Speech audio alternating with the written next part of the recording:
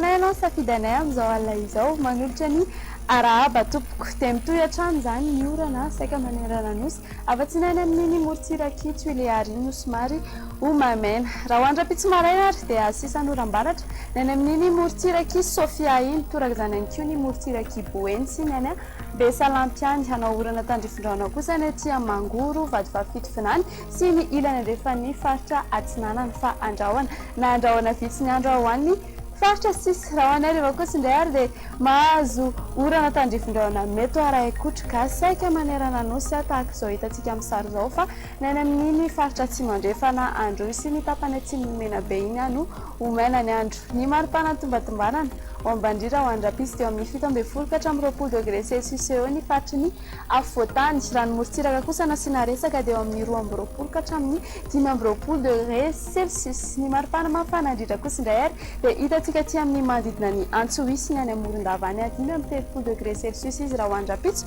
ny faritry ny afovoantany dia tsy mihoatra ny 30 degré